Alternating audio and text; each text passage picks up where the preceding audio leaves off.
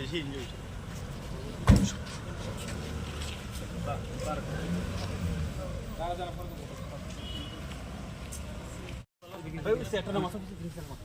ভিতরে গেলে ভালো আসলো, ভিতরে ফ্যানের তলে গেলে ভালো আসলো, ফ্যানের তলে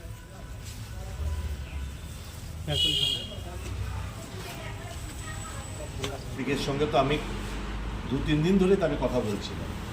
আমি এসপিকেও দোষ দিই না, হিয়ার এন্ডার ইমেন্স প্রেশার আমি বুঝি, উপলব্ধি করি।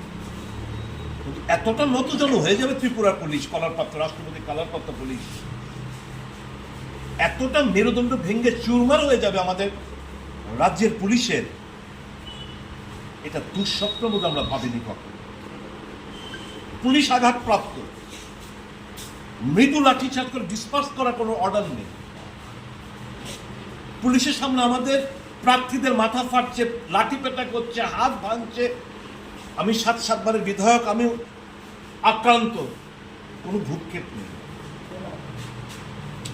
জনতা ত্রিপুরা রাজ্যের মানুষ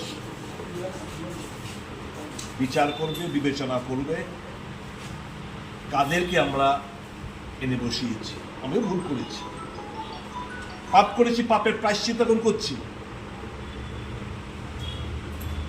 আমি বিজেপির বন্ধুদের বলবো, use and throw is their politics. ব্যবহার করো, ছুড়ে ফেলে দাও।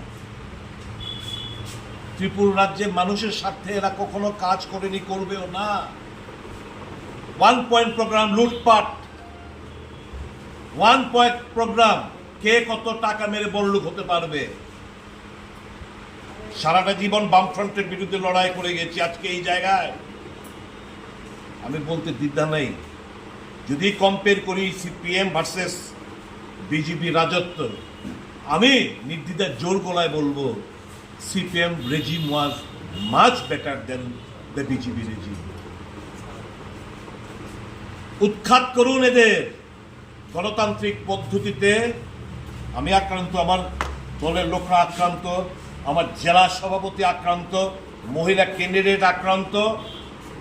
রাজনীতি করে হতেই পারে, লড়াইতে মানুষ যে আক্রান্ত, তার বিরুদ্ধে লড়াই করতে গিয়ে আজকে আমরা আক্রান্ত। সবাই মিলে ভয় পাই না।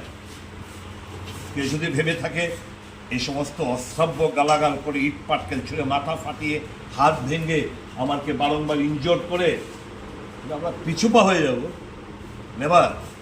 লড়াই সমান তালে চলবে, চিহ্নিত করে রাখছি। সাংবাদিক বন্ধুদের ওখানে যেতে দেয়নি, কেউ রেকর্ড করতে পারে না, কেউ রেকর্ড করার মতো সাহস এদের নেই স্থানীয় সাংবাদিক বন্ধুদের। কোন রাজত্বে আমরা বসবাস করছি? পুলিশ নিষ্ক্রিয়।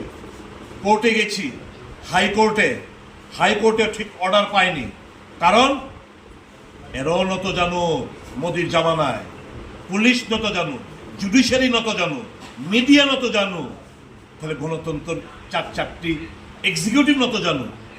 4-4টি স্তম্ভ গুড়িয়ে দেওয়া হয়েছে।